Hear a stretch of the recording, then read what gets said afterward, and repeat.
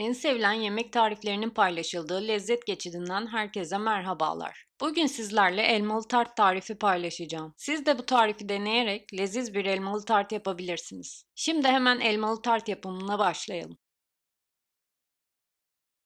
Yıkayıp iyice temizlediğimiz 5 tane elmanın kabuklarını soyalım.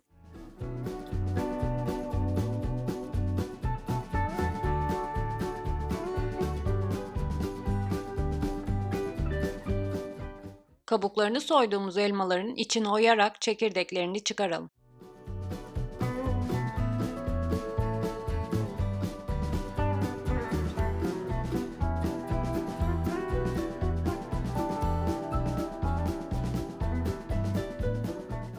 Elmaların kenarlarını da sıyırarak iyice temizleyelim.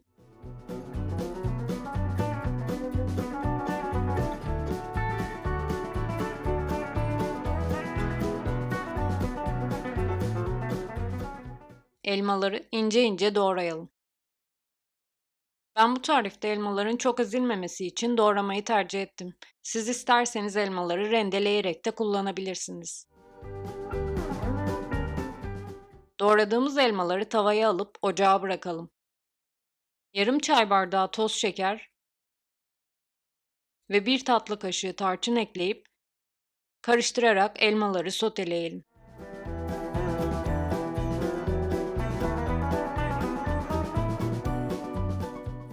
Elmalar suyunu bırakıp çekene kadar karıştırarak sotelemeye devam edelim.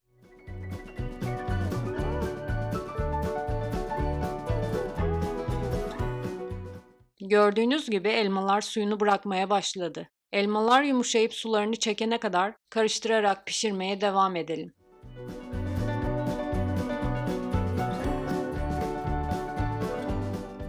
Elmalar yumuşayıp renkleri döndü. Karamelize olan elmaların üzerine yarım çay bardağı ceviz içi ekleyelim.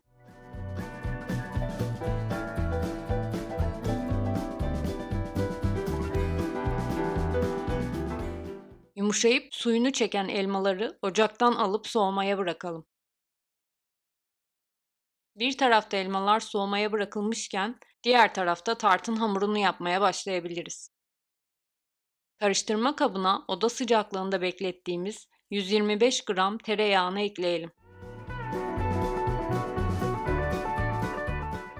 Üzerine bir tane yumurta, bir çay bardağı toz şeker ekleyip yoğuralım.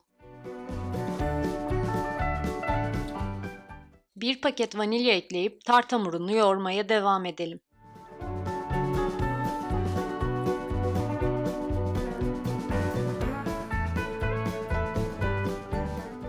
Bir su bardağı un ve bir çay kaşığı kabartma tozu ekleyelim. Bir su bardağı un daha ekleyerek hamuru yoğuralım. Bu elmalı tart tarifi için toplamda 2 su bardağı un kullanmış olduk.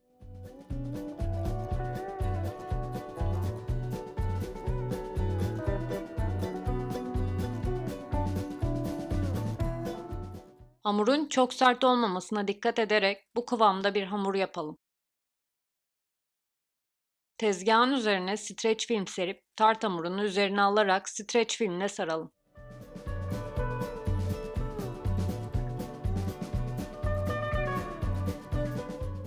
Şimdi hamuru buzdolabına bırakıp dinlendirelim. Buzdolabında dinlendirdiğimiz hamuru fırın kağıdı serdiğimiz tezgaha yerleştirelim.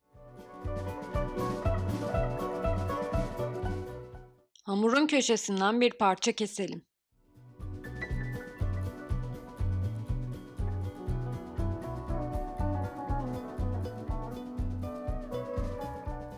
Hamurun üzerini de fırın kağıdıyla kapatıp oklavayla açmaya başlayalım.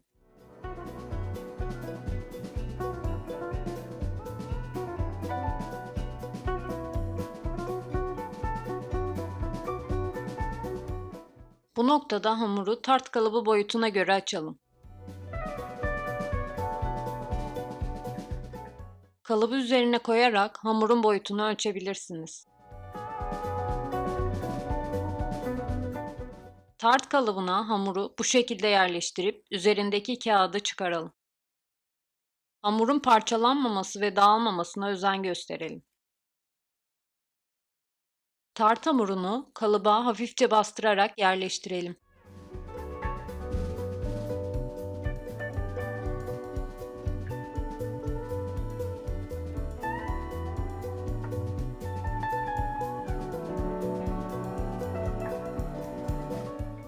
Kalıptan taşan fazla hamurları bu şekilde çıkaralım.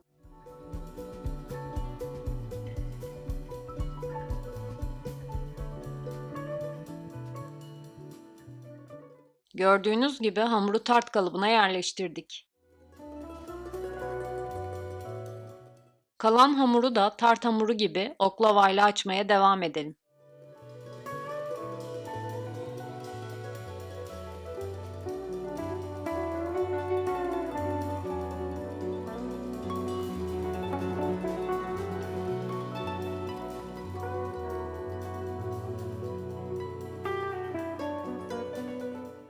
Hamuru ince şeritler halinde keselim.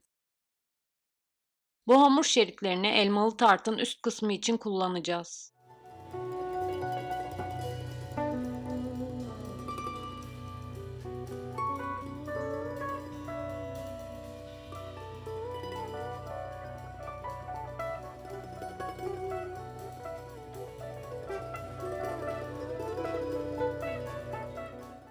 Tart hamurunun üzerine çatalla birkaç delik açalım.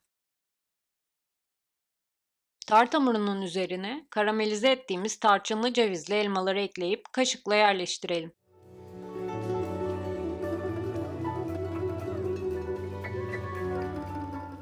Ben elmaları doğramayı tercih etmiştim. Eğer siz daha akışkan bir kıvam tercih ediyorsanız elmaları rendeleyerek de bu katmanı oluşturabilirsiniz. Şimdi tartın üstü için şerit halinde kestiğimiz hamurları yerleştirelim.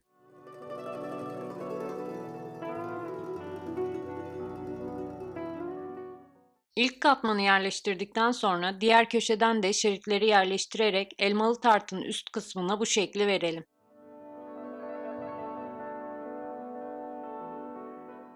Elmalı tartı önceden ısıtılmış 180 derecedeki fırında 20 dakika pişirelim. Elmalı tartı fırından çıkardık. Gördüğünüz gibi harika pişmiş. Biraz soğumaya bırakalım. Elmalı tart soğuduktan sonra üzerine bir süzgeç yardımıyla pudra şekeri gezdirelim.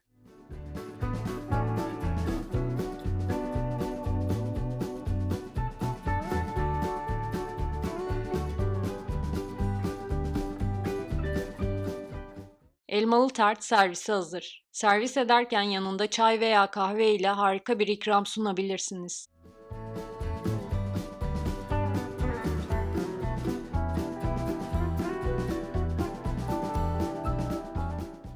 Henüz kanalımıza abone değilseniz abone olmayı ve yeni tarifleri ilk izleyen olmak için zili tıklamayı unutmayın. Bir sonraki lezzetli tatlı tarifinde görüşmek üzere.